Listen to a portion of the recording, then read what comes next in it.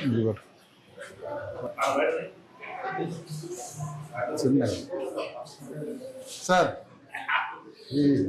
Thank you fine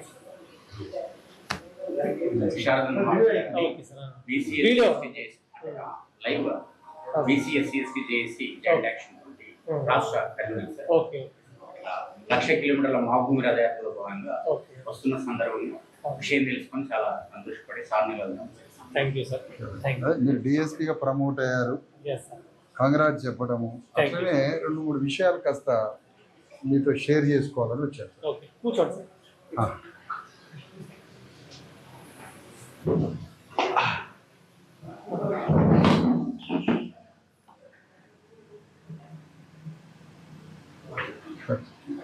కొందరు అట్టుండండి, ఇబ్బంది లేకుండా. వందల పోలీస్ స్టేషన్లలో, వేల పోలీస్ స్టేషన్లలో రాష్ట్రంలో ఎన్నో సంవత్సరాలుగా పోలీస్ స్టేషన్లు ఏర్పడ్డ కాడి నుంచి ఒక బాధితుడు సొక్క ఉండదు, బట్టలు ఉండదు, సరిగ్గా ఉండదు, భయంగా అయా అని వచ్చి నీ దండం పెడతారు అని వచ్చి ఆడనో గోడల పొంటి దాక్కొని నిలబడి భయంగా పోలీస్ స్టేషన్కి వస్తాడు. అట్లా భయంగా న్యాయం కోసం వచ్చేవాడు గంభీరంగా రావాలి కదా. న్యాయం కోసం వచ్చినవాడు నిటారుగా నిలబడి సార్ నాకు ఈ న్యాయం చేయండి అని రావాల్సినోడే భయపడి వస్తుంది ఏంటి? ఆ భయంగా వచ్చిన వాడిని మీలాంటి వాళ్ళు మరింత ప్రేమించి కూర్చోబెట్టి మంచినీళ్ళు ఇచ్చి వీలుండే ఛాయ్ ఇచ్చి నీ బాధ ఏందని కనుక్కొని అతనికి ఒక మంచి స్నేహ వాతావరణంలో అతను న్యాయం చేసే పోలీస్ స్టేషన్ల వాతావరణాన్ని మనం పెంచలేమా? ఏమో అది మీ దగ్గర లాంటి వాళ్ళ దగ్గర కంపల్సరీ ఎవరైతే విక్టిమ్స్ ఉన్నారో వాళ్ళు ఫ్రీగా వచ్చి వాళ్ళు చెప్పుకునే స్టేజ్ లో పోలీస్ స్టేషన్ అన్ని ఉన్నాయి. ఏ ప్రాబ్లం ఉన్నా మీడియేటర్ సిస్టమ్ లేకుండా డైరెక్ట్ వచ్చి వాళ్ళే అప్రోచ్ అయ్యే ప్రొసీజర్ ఇప్పుడు ఫాలో అవుతున్నాం. అంతా మొత్తం స్టేట్ వైడ్ కూడా అదే ఉంది. ప్రజెంట్ లేదు మీడియేటర్లు వచ్చి పోలీసులను అప్రోచ్ చేయడం అట్లాంటి ఇప్పుడు లేదు. ప్రజెంట్ సినారియోలో అవన్నీ ఏం లేదు. డైరెక్ట్ నార్మల్ పిటిషనర్ కూడా డైరెక్ట్ వచ్చి పిటిషన్ ఇవ్వగలుగుతున్నారు, ఎవరికైనా ఇవ్వగలుగుతారు. ఎస్ఎస్ చూపిస్తున్నారు, హైయర్ ఆఫీసర్స్ కూడా ఇవ్వగలుగుతున్నారు. డైరెక్ట్ అప్రోచ్ సిస్టమ్ అనేది ప్రజెంట్ రన్నింగ్ లో ఉంది. ఓకే, అంటే మీరన్నది ఒక 20-25 ఏళ్ళ నుంచి స్నేహ పోలీసు, ఫ్రెండ్లీ పోలీస్ అనేది ఉన్నది. కానీ మనం ప్రాక్టికల్ గా మీలాంటి సహృదయం ఉన్న వాళ్ళ దగ్గర ఉన్నది. కానీ జనరల్ గా అనేక పోలీస్ స్టేషన్లల్లో బాధితుడు వచ్చి నాలా కూర్చోగలడా? నేననేది ఒక బాధితుడు వచ్చి ఎందుకు కూర్చోకూడదు? ఆరోపణే కదా, నీకేం ప్రూవ్ కాలే కదా. ఆరోపణలతో ఆరోపణలతో వస్తాడు. కానీ నీ కోర్టుకు పోయినా కదా వాడు దొర తేలాల్సింది. సరే, కొన్ని విషయాలు మీ దగ్గర తేలుతాయి. కానీ ఒక బాధితుడు వచ్చి మీ దగ్గర కూర్చోవాలి కదా సార్. ఎందుకు నిలబడాలి, ఎందుకు భయపడాలి, చెమటలు ఎందుకు కక్కుకోవాలి, అయా నీ బాంచని కాలు మోగుతాయని ఎందుకు అనాలి? అట్లాంటి పోలీస్ స్టేషన్లు కూడా ఉన్నాయి కదా. మీలాంటి సహృదయం ఉన్న మరి డిఎస్పీగా ప్రమోట్ అవుతారని మీరు ఎంతో వెల్ ఎడ్యుకేటెడ్ అయి ఉంటేనే అది బాగా జరిగి ఉంటుంది. కాబట్టి మీలాంటి వాళ్ళ ద్వారానే ఈ రిఫార్మ్ జరగాలి. పోలీస్ స్టేషన్ బాధితుడు వచ్చి గంభీరంగా ఆత్మగౌరవంతో కూర్చోవాలి. ఆ కూర్చునే వాతావరణం మీరెందుకు మోడల్ చేయకూడదు? అనేక పోలీస్ స్టేషన్ మోడల్ అయి కూర్చున్నాయి. నిర్మాణాలు, భౌతిక నిర్మాణం, చెట్లు పెంచిండు ఎస్ఐ, మంచిగా పోలీస్ స్టేషన్ నిర్మాణం చేసిండు, తయారు చేసిండు అన్న మోడల్ పోలీస్ స్టేషన్లు ఉన్నాయి. కానీ ట్రీట్మెంట్లో మోడల్ కావాలి. ట్రీట్మెంట్లో మోడల్ కావాలి. ఒక బాధితుడు కుర్చీలో కూర్చోవడం నేరమైందా? కాదు కదా. విక్టిమ్ కూర్చోవాలి. ఆ విక్టిమ్ వచ్చి మన దగ్గర ఎదురుగా కూర్చొని సార్ నా సమస్య ఇది అని మీకు ఒక కాగితం ఇచ్చి పోయే వాతావరణాన్ని మీరు సృష్టించాలని మేము కోరుకుంటున్నాం సార్. ఎందుకంటే మేము ఆ వర్గాలకు సంబంధించిన వాళ్ళు. ఇప్పుడు ఒక పైరవికారుడు, ఒక పెద్ద అగ్రవర్ణ ఆయన వస్తాడు సార్, రెడ్డి గారు పటేలు వస్తాడు, వచ్చి పంచగట్టుకుంటాడు, వస్తాడు, కూర్చుంటాడు, పని చేసుకుంటాడు, గంభీరంగా పోతాడు. కానీ మా వర్గాలు అట్లా రావే. మేము ఆడ నిలబడతాం కాసేపు, గోడకాడ నిలబడతాం కాసేపు, గేటు కాడ నిలబడతాం, లోపల రావడానికి భయం, టెర్రరైజ్ అవుతుంటాం, చివరికి ఈడిపోతాం. అమాత అవసరం కాలం మీద కూడా పడతారు మా వాళ్ళు. అట్లాంటి వాతావరణమే లేకుండా సరాసరి మీ సర్వీస్ మొత్తంలో మిమ్మల్ని కోరుకొని మీరే ఇంత చిన్న వయసులో మంచి పిల్లగాళ్ళు లాగున్నారు. మీరు డిఎస్పీ అయ్యారు, మిమ్మల్ని డీజీపీ దాకా చూస్తాం. మీరు డీజీపీ దాకా చూసే దాకా ఉంది అవకాశం. మరి అట్లాంటి మీరు మీ జీవిత కాలంలో బాధితుడిని కుర్చీలోనే మీరు కూర్చోబెట్టాలని మేము కోరుకుంటున్నాం సార్. బాధితుడు అయితే మీ ఎదురు కూర్చోవాల్సిందే. వాళ్ళు చెప్పుకోవాలి, వాళ్ళ ఫ్రీగా వాళ్ళు ఏ ప్రాబ్లం ఉందో వాళ్ళకి చెప్పుకుంటేనే మనం కూడా సర్వీస్ చేసినట్టు మనం కూడా సాటిస్ఫాక్షన్ ఉంటుంది. అవును, అందుకని బాధితుడు వచ్చి గంభీరంగా ఆత్మగౌరవంతో మీతో ఎదురుగా కూర్చొని తన సమస్యని చెప్పుకొని పోయేటట్టుగా మా సొక్కా లేని జనం ఉన్నారు కదా, మా బీసీ ఎస్సీ ఎస్టీలు పీడితులు, రాజ్యాంగం కూడా పీడితుల పక్షానే కదా సార్. ఆ అవకాశం మీ ద్వారా కల్పించాలని మిమ్మల్ని కోరుతున్నా. మిమ్మల్ని కోరేదానికి కూడా నేను దండం పెట్టట్లే, మళ్ళీ కోరుతున్నాను ఇట్లా అడుగుతున్నా. మాకు కూడా అదే కావాలి. ఇది స్లేవ్నెస్ అవసరం లేదు. ఫ్రీడమ్, భయం లేకుండా అసలు భయంలో కూడా తప్పు మాట్లాడతారు ఒకడు మనోడు. ఒక్కోసారి భయం లేకుండా మంచిగా డిగ్నిఫైడ్గా మీ దగ్గరికి వచ్చి తన బాధని, తన గాథని, వ్యధని అదే కోరుకుంటున్నాం సార్. అంతే మేము కోరుకునేది అది. ఆ రిఫార్మ్స్ మీలాంటి వ్యక్తుల దగ్గర నుంచి రావాలని కోరుకుంటున్నాం.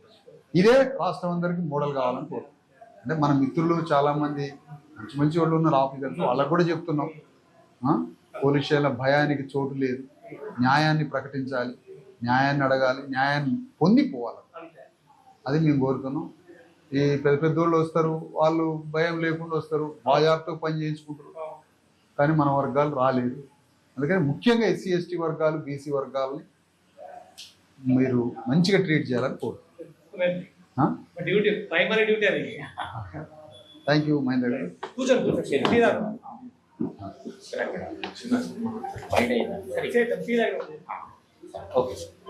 సన్మానాలకు కూడా మేము వ్యతిరేకమే, కానీ మీ గురించి అంత చెప్పారు.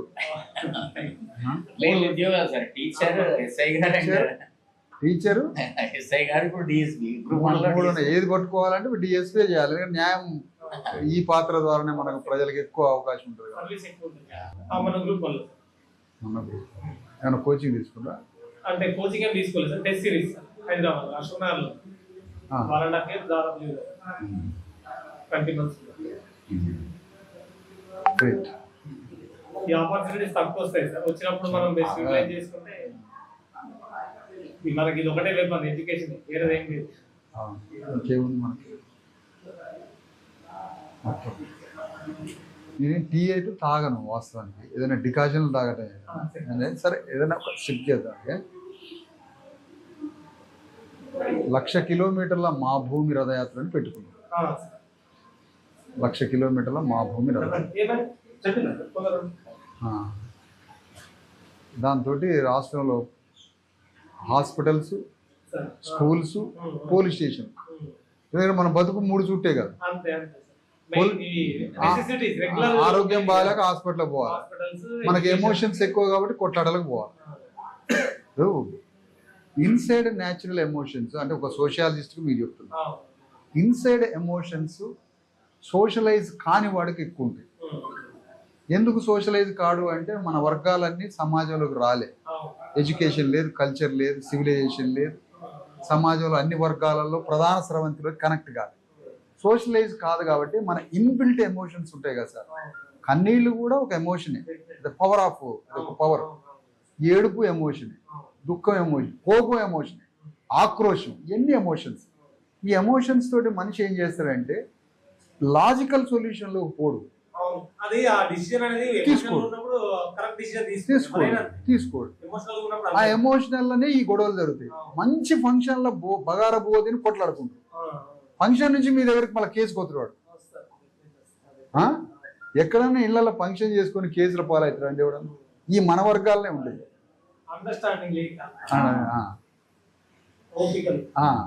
ఫంక్షన్ చేసుకున్న ఇంటి కాడి నుంచి పోలీస్ స్టేషన్కి పోతారు మనం.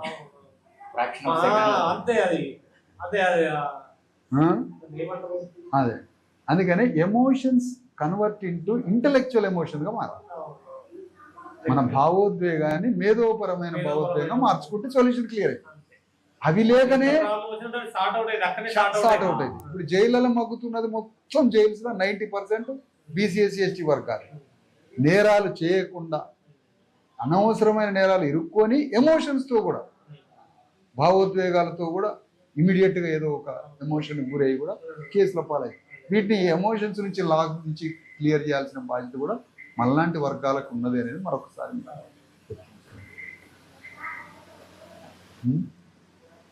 అంటే చాలా పెద్ద సబ్జెక్ట్ ఎమోషన్స్, మామూలు చిన్నది కాదు అది. మనోడు స్పాట్లో న్యాయం జరగాలనుకుంటాడు, on the spot immediate justice అంతే. మైనర్ బాలిక అట్లా మ్యారేజ్ చేసి మరాఠీ సంస్థ ఆపు తెలుగు సంస్థ तेलुगु नहीं मराठी बोला ఇక్కడ మరాఠీ ఈ మెట్ల మీద కూర్చోవద్దు, మీరు కుర్చీలో కూర్చోండి. ఈ మెట్ల మీద కూర్చోవద్దు మీరు. ఈ పోలీస్ స్టేషన్ మనది. इकडे बस बराबर जरगा పోలీస్ స్టేషన్ అప్లై ఫైర్ అవర్ బస్ यहाँ बैठो जी, बैठो अम्मा बैठो, पहले बैठो. कहीं को यहाँ बैठे, कहीं को यहाँ बैठे. ये पुलिस स्टेशन को आप मालिक है.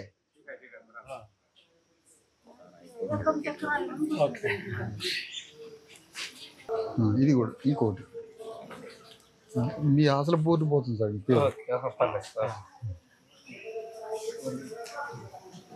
ఇది సార్ సార్కి రాజ్యాంగం ఇస్తున్నాం, డిఎస్పీగా ప్రమోట్ అయినందుకు అభినందిస్తున్నాం.